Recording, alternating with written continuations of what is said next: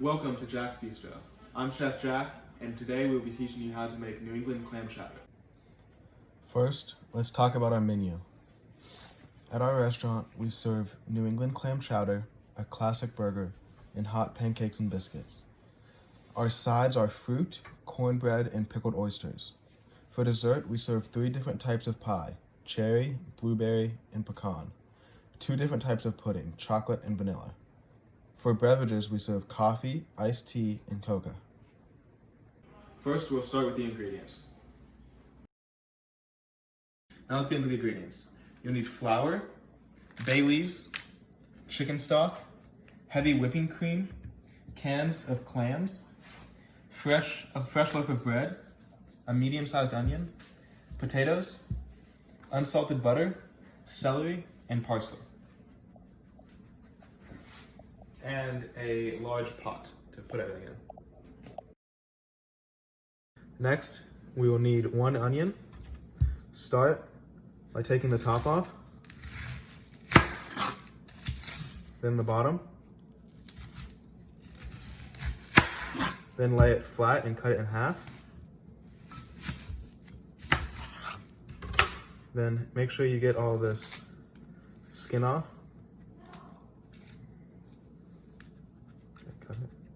The skin taken off, you will put it into a trash bowl. I always find it helpful to have a trash bowl. Then you will start dicing your onion into small pieces. First, by laying it flat and cutting along like this. And then once you have it into fine pieces, you will cut it the other way and get it into fine cubes. The thing you will need is 4 potatoes. You peel them, make sure you wash them first, then peel them and cut them into 1/2 inch thick cubes. Next, you'll need 2 celery stalks. Make sure you wash them first, then cut off the leaves and cut off the stem, and finally dice them.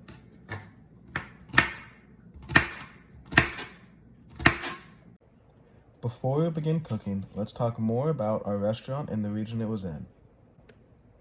Our restaurant was located in New England, as seen here on the map. During the antebellum period, New England continued its transformation from an agriculture to an industrial economy. The textile industry began to spread to the northern parts of New England, while the mass production industry began to spread to the southern parts of New England. Over time, Puritan and Yankee influence over New England's social order had slowly faded. Ethnic tensions between Irish and Yankees gave rise to the Know-Nothing Party. The Know-Nothings brought a mix of ethnic prejudice and genuine reform to the government. Their quest to prevent new immigrants from New England's political and economic power failed, but they left behind a number of new laws promoting workers' rights. Now that we know more about the culture and society of the time, we can talk about how food affected both of those. In New England, one of the most popular ingredients was seafood.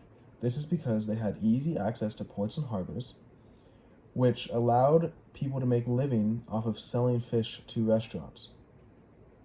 In the southern colonies, the food was influenced by African Americans. Meals in the South was seen as a time of hospitality.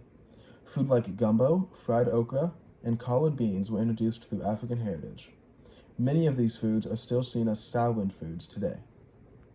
The West at the time was ever expanding, which led to many challenges when it came to food. Because they were mainly nomadic, they needed to have a food source that could last a while without going bad. This led to the invention of beef jerky. They were able to hold the beef jerky for a very long amount of times before it went bad. New England clam chowder, specifically, was a staple of the time because it was seen as a warm and comforting dish. It originated in the 1700s and quickly became one of the most popular dishes along the coast. Clams were used because they were relatively easy to harvest. As it got colder in the northern colonies, clam chowder sold more and more. The dish was so popular that it was mentioned in the world-famous book, Moby Dick. Other variations of the dish began to spread throughout the New England colonies. The most notable were Delaware clam chowder, Manhattan clam chowder, Maine clam chowder, and Rhode Island clam chowder. Now that we have our ingredients prepared, we will start by adding 2 tablespoons of butter into a large pan over medium heat and waiting for it to melt. Cover the bottom of the pan with the butter and then add your onions and celery and saute them while constantly mixing, and you'll know you're done when they become tender and soft.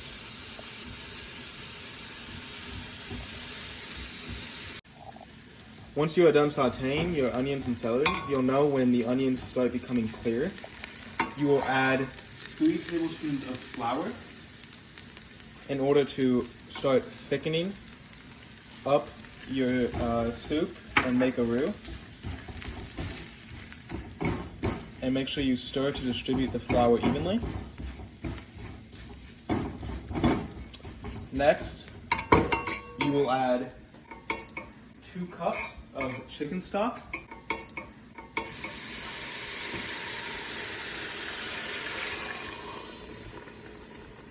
While stirring,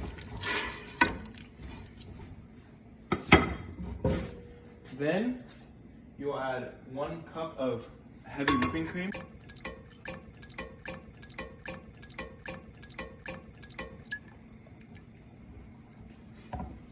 Then you'll add clam juice from 2 of your clam cans.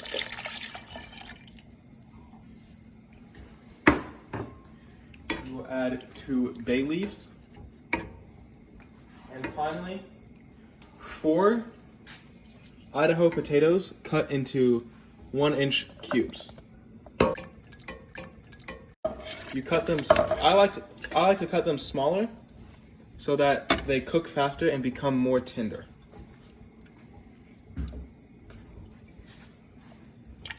Keep stirring until you bring this to a simmer. Once this is started to thicken up and come to a simmer, lower to low-medium heat and leave for 20 minutes, and we can start on the croutons. Now that we are cooking that for 20 minutes, we can start on the croutons. First, add 3 tablespoons of unsalted butter. Let that melt. And mix it around to cover the surface of the pan.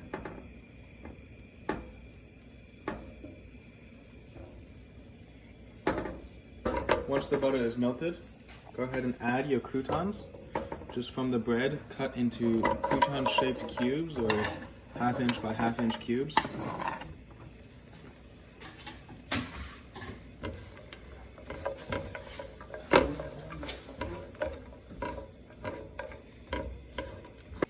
Once the bread cubes are added, toss for about 2 to 3 minutes until your croutons are browned.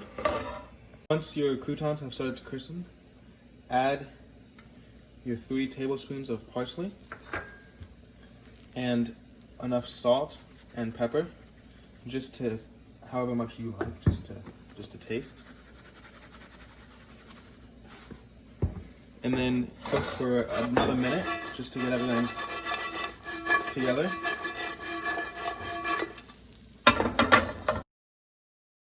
Then you can add your clams to the chowder. Now that it is nice and thick, you add your clams.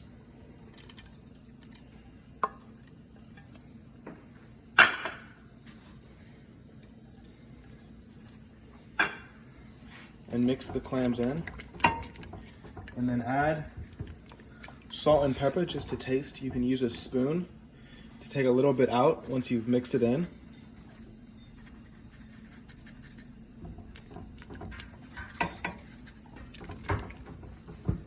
And if it needs more of either, just do it. It's personal preference, how much you need.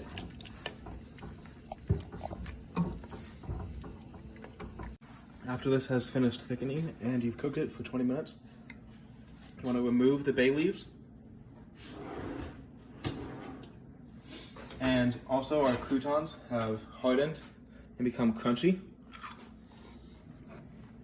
This will make 8 servings But what we want to do is you want to take a bowl and a ladle, get about 1 ladle,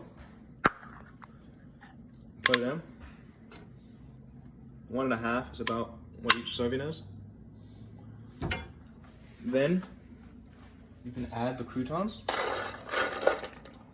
just however many you like.